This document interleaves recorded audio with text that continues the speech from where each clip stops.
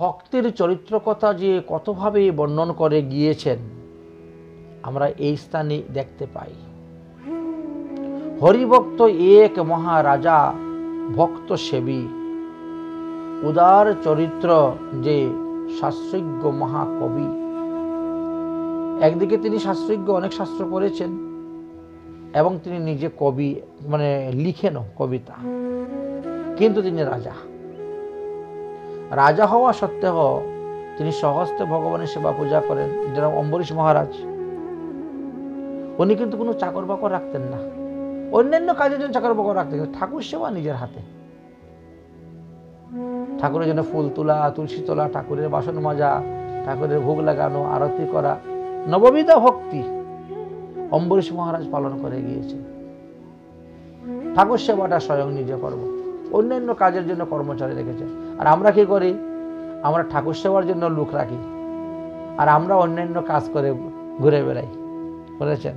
ব্যবসা দেখবো, বাণিজ্য দেখবো, চাকরি বাকরি এটা সেটা নিয়ে রাখবো, উল্টা। তো এই রাজার কথা বলছেন, হরিভক্ত এক মহারাজা ভক্ত সেবী, উদার চরিত্র যে শাস্ত্রজ্ঞ মহাকবি, ধীরব্রত ভক্তি মার্গে বৈষ্ণবে পীড়িতি। ভক্তি মার্গে খুব ধীর ব্রত। এক ভক্ত রাজ আসি হইলা অতিথি। সেই রাজবাড়িতে একদিন এক ভক্ত এসে অতিথি হয়েছে।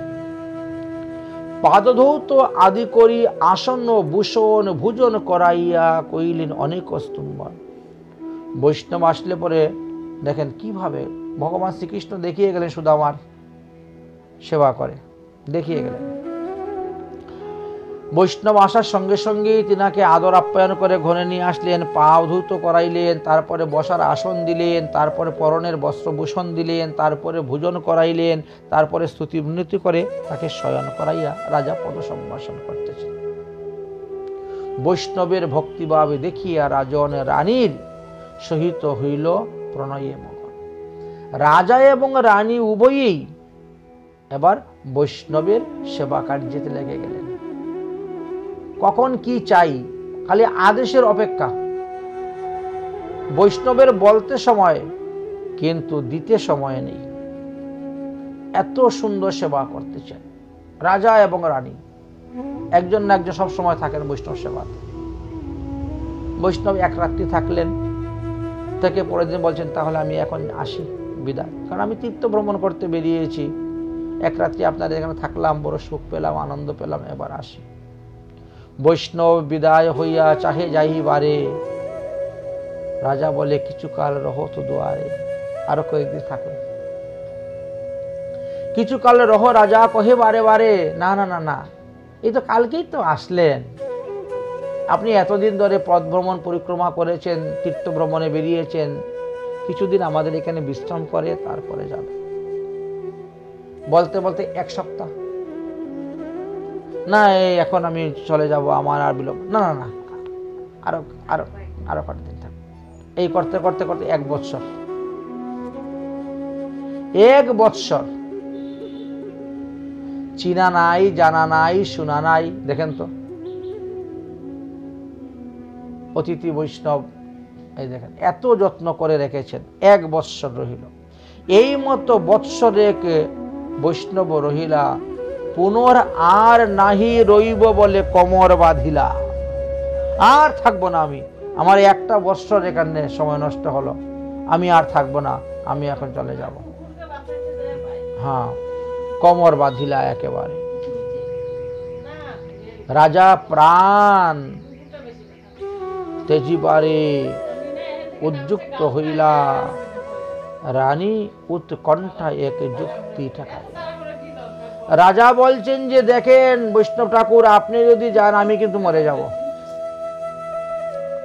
আপনি চলে গেলে আমি মরে যাইব, অতএব আপনি যাবেন না। আপনার মতো সাধুকে পেয়ে আমি ধন্য হয়েছি, প্রতিদিন আপনার মুখ থেকে হরিকথা শ্রবণ করতে পারতেছি, প্রতিদিন বৈষ্ণব অধরামৃত সেবন করতে পারতেছি।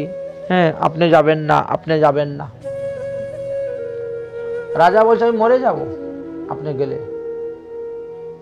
রানী তখন চিন্তা করলো রাজাকে কিভাবে বাঁচাই, আর বৈষ্ণব যাতে না যায় এরকম একটা উপায় করতে হবে। বৈষ্ণব একদিকে কোমর বেঁধেছে, আমি কাল সকালে যাব, তোমরা যা বলো না কেন আমিও থাকবো না, বুঝেছেন। আর রাজা বলছে তুমি যদি যাও তাহলে তো আমি মরে যাব। এখন কিভাবে রানী বৈষ্ণবকে আটকাবেন, বড় চিন্তার মধ্যে পড়ে গেছেন। ভেবে চিনতে কিছুই পাচ্ছেন না, কেমন করে বৈষ্ণবকে আটকাবেন। বৈষ্ণব তো কোমর বেঁধে নিয়েছে, আমি কালকে সকালে ঘুমের থেকে উঠলে চলে যাবো, আর থাকবো না তোমাদের এখানে। আমার উদ্দেশ্য হলো তীর্থ ভ্রমণ, আমি তীর্থ ভ্রমণে করবো। আচ্ছা, এত রাজ সুখ পাইয়া, এত পাইও চলে যেতে যাচ্ছে। রানী উৎকণ্ঠা এক যুক্তি ঠাকুর হইল, রাত্রে বসে বসে এক চিন্তা করলো। অনেক মিনতি করি কহিল বৈষ্ণব রে, আজি দিন রহ কালী যাইবে সকালে। আচ্ছা, এতদিন যখন আপনি রয়েছেন আরো একটা দিন থাকুন না। দেখেন না রাজা কান্না করতেছেন, বলছেন আপনি চলে গেলে উনি মরেই যাবেন, তাহলে আরো একদিন থাকো, আপনি কালকে সকালে যাবেন। রাজা বলে তোমরা ঠিক আছে তাহলে আজকে থাকলাম, কিন্তু কালকে কিন্তু আমাকে আর বলবেন না থাকতে, আজকের দিনটা আমি থেকে যাব, কালকে সকালে কিন্তু চলে যাব, আর আমি তোমাদের এই অনুনয় বিনয় অনুরোধ শুনবো না। ঠিক আছে। বহু উপায়ে যে সাধু সেই দিন রহিলা, সেই দিন রাখলেন। রাত্রে রানী চিন্তা করলেন যে সাধু বাবাকে রাখবো কেমন করে। এক কাজ করে নিজের হাতে নিজের ছেলেকে বিষ খাওয়াইয়া মেরে দিলেন সাধুকে রাখার জন্য। বাড়িতে সাধুজনে চলে যাচ্ছে, ছেলে যদি মরে যায় আমরা কান্নাকাটি করবো, সাধু তোমরা এই বিপদের মধ্যে আর যাওয়ার দরকার নেই, থাকি। চিন্তা করতে পারছেন, সাধুকে বাড়িতে রাখার জন্য। ওই যে বলে না, নাক কেটে পরের যাত্রা ভঙ্গ করা একটা ছিল না প্রবাদ বাক্য, হ্যাঁ, নিজের নাক কেটে পরের যাত্রা ভঙ্গ করা। সাধুকে রাখার জন্য নিজের ছেলেকে বিষ খাওয়াইয়া মেরে দিলেন। হ্যাঁ, অনেক চিন্তা করে করে করে করে রানী এই বুদ্ধি বের করেছে। রাত্রে নিজ পুত্রের রানী বিষ খাওয়াইল, মরিল নন্দন প্রাতে কান্না উঠিল। সকালে মিললে কান্না শুরু হয়েছে, ছেলে মারা গিয়েছে, ক্রন্দন উঠিল। অন্তপুরে রুদনের ধ্বনি উতরিল, প্রাতে সাধু চলিবার জন্য উদ্যত হলো। তো কোমর বেঁধে নিয়েছে, আমি চলে যাব, আর এমন সময় কান্নার রোল উঠেছে। কি ব্যাপার, কান্না হচ্ছে কেন? আমি চলে যাব বলে কান্না? আরে বাবা, আমি আর কতদিন থাকবো, 1 বছর উপরে থেকেছি, আমাকে তো যেতেই হবে। দাস দাসীরা তখন গিয়ে বলছে, আরে রানীকে এমনি কাঁদতেছে, রানীর ছেলে মারা গিয়েছে, রাজার ছেলে মারা গিয়েছে কালকে রাত্রে। দাসী গিয়া কহে কিছু রানীর পেরিতে, মহাশয় রাজার যে পুত্র মরিল, কাঁদিয়া বেকুল রানী এই দশা হইল। 2-4 দিবস থাকিলে ভালো হয়, স্বতন্ত্র ইচ্ছায় তব যেবা মনে লয়। দেখো, রাজার ছেলে মারা গিয়েছে, একটা মাত্রই ছেলে। রানী কাঁদতে কাঁদতে আকুল পাগল, রাজাও কাঁদতে কাঁদতে আকুল। আর এই অবস্থায় আপনি চলে যাবেন এত দুঃখের মধ্যে ফেলে দিয়ে? তো আপনাকে তো আটকাইবার শক্তি আমাদের নাই, আপনি স্বতন্ত্র সাধু, মানে আপনি নিজে বিবেচনা করে দেখুন পরিস্থিতিটা কি, আর এই পরিস্থিতির মধ্যে আপনি যাবেন, আপনি একটু নিজে বিবেচনা করে দেখুন। এইভাবে বলতে শুরু করেছে। দাসী গিয়া কিছু, এটা কিন্তু রানীর প্রেরণা, রানী পাঠিয়েছে, যাও গিয়ে বলো, দেখা যাক। হ্যাঁ, এসে বলছেন। বৈষ্ণব ভাবলেন মনে, এত কুপ্রণয়, বিপদ সময়ে যাওয়া উচিত না হয়। তারা আমারই এতটা ভালোবাসে, এতটা শ্রদ্ধা করে, এত আদর করে, আর এই বিপদের মধ্যে আমি চলে যাব, ঠিক হচ্ছে না। তা আরো 2-4 দিন থেকেই যাই, থেকে তাদেরকে সান্ত্বনা দেই। হ্যাঁ, শাস্ত্রবাক্য বলে ছেলে মারা গিয়েছে একটা মাত্র, কান্নাকাটি তো করবেই, এই সময়ে যাওয়াটা উচিত নয়। দেখেন বিবেক আছে না, বাধা দিয়ে দিলাম। বিবেচনা করিয়া পুনর্সে কোমর খুলিল, এবার খুলে দিয়েছেন বান, না যাব না, যাওয়ার যে কোমর বেঁধেছিলেন কোমর খুলে দিয়েছেন। রাজা রানী মনে মহা আনন্দিত হইয়া অন্তপুরে গেল সাধু সান্ত্বনা করে। রাজা রানী তখন আনন্দিত, সাধু আমাদের বাড়িতে রয়ে গেছেন, যান নাই, বাহ খুব। এদিকে সাধু বাবা চিন্তা করছেন ছেলে যখন মারা গিয়েছে তো আমি গিয়ে একটু তাদেরকে একটু সান্ত্বনা দেব। মা সান্ত্বনা দিতে গিয়ে দেখেন এরা দেখি বসে হাসাহাসি করতেছে, খুব আনন্দ করতেছে। আশ্চর্য কথা। রাজা রানী মনে মহা আনন্দিত হইলা অন্তপুরে গেলা সাধু সান্ত্বনা করিতে, দেখে গিয়া রানী বসিয়াছেন আনন্দ মনেতে। এ কি তোমাদের ছেলে মারা গিয়েছে আর তোমাদের কোনো দুঃখ নেই, কষ্ট নেই, কান্না, এখন তোমরা আনন্দ? সাধু কহে এত তব আহ্লাদের কাল সহেসে তথাপি দেখি আনন্দ পায়। তোমাদের ছেলে মারা গিয়েছে, তোমরা কান্না করে আনন্দ করতেছ? বলে পুত্র মরে গেলে কি হলো, আপনি তো আছেন, আপনি যে আমাদের গৃহেতে আছেন এতেই আমরা আনন্দিত, আমরা খুশি, আমরা সন্তুষ্ট। হর্ষে তবে কহে রানী সব বিবরণ, বিষ খাওয়াইলাম পুত্রে তোমারই কারণ। তখন বলতেছেন যে হে বৈষ্ণব ঠাকুর, তুমি তো আমাদের বাড়ি থাকবে না, চলে যাবে, তুমি যাতে আমাদের বাড়ি থাকো এই জন্য আমি নিজের হাতে নিজের ছেলেকে বিষ খাওয়াইয়া মেরে দিয়েছি। ছেলে মারা গেছে এই জন্য দুঃখ নেই, কিন্তু আপনি যে আমাদের বাড়ি আছেন এতে আমরা মহাসুখ, মহাসুখ। কিন্তু আপনি চলে গেলে আমরা খুব দুঃখ পেতাম, খুব দুঃখ পেতাম, এই জন্য এই উপায়টি করিয়াছি। তা ছেলে বাঁচবে কেমন করে? বলে চিন্তা নাই, পাদুদকে দেহ পুত্র বাঁচিবে এখনই। হে সাধু, তোমার চরণ ধৌত জল আমাকে দাও। পাদুদক দেহ পুত্র বাঁচিবে এখনই, কৃপা করিয়া দিন কত থাকো হো আপনি। আরো কিছুদিন আপনি থাকুন, আমাদের বাড়িতে থাকো হো আপনি। পাদুদক লইয়া বালকরে জবে দিলা, নিদ্রাভঙ্গ হইল যেন চমকিয়া উঠিলা। ছেলে বেঁচে গেল, উঠিলা। বিশেষে শুনিয়া আর বিশ্বাস দেখিয়া সাধু আশ্চর্য হলো, চমকিত। এই কি আশ্চর্য কথা! ইনি নিজেও ভাবতে পারেন নাই, তাই তিনি অবাক হয়ে গেছেন। তো আশ্চর্য কথা। পাদুদক যখন দিলেন তখন সে ঘুমের থেকে উঠেছে। এমন বিশেষে শুনিয়া আর বিশ্বাস দেখিয়া সাধু আশ্চর্য হলো, চমকিত হইয়া তাই বিচার করিয়া মনে, এহেন সৎসঙ্গ সদাই যাহার সনে কৃষ্ণ কথা রঙ্গ। তারপর থেকে সাধু থেকে গেলেন, আর প্রতিদিন ওই কৃষ্ণ কথা আলোচনা হয়। কৃষ্ণ কথা রঙ্গে তারা দিবস রজনী গাইতে লাগিলেন। ইহা চারি অধিক কি লাভ কোথায় পাব, এই মোর সিদ্ধান্ত হেতাই রহিব।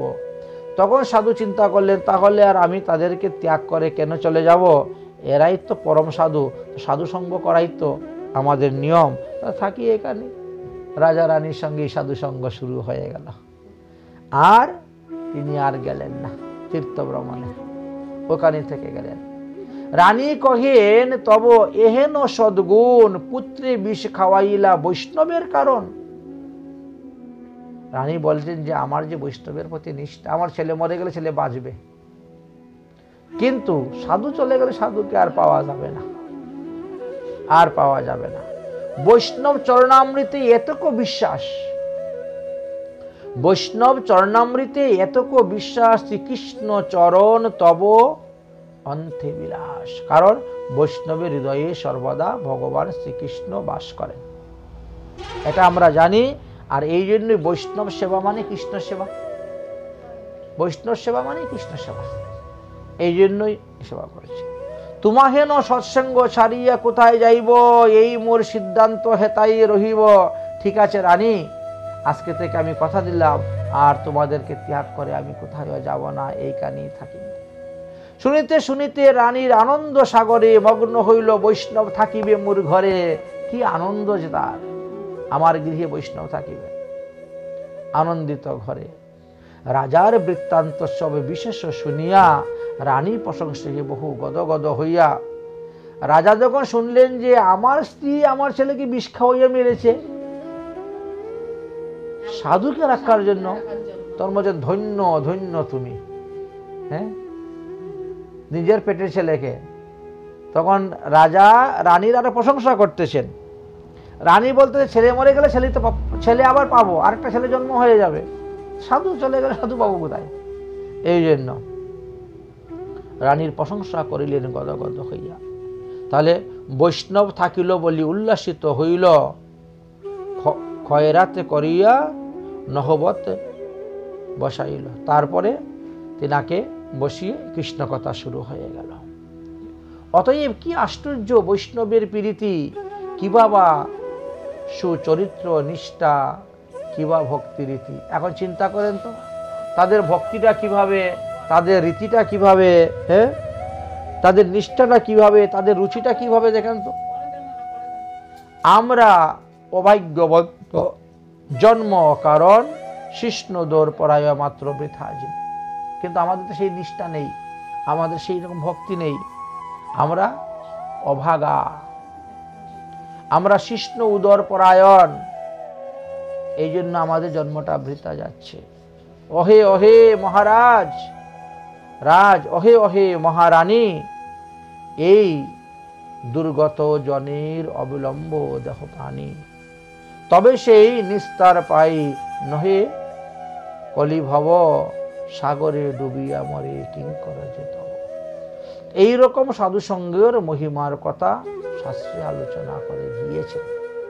তো আমরাও আজকে এই শাস্ত্রের মহিমার কথা জানতে পারলাম, যে বৈষ্ণব চরণামৃতের যে কি মহিমা, সাধুর চরণামৃত, গুরুর চরণামৃত মহিমার কথা শাস্ত্রে আলোচনা করে গিয়েছেন।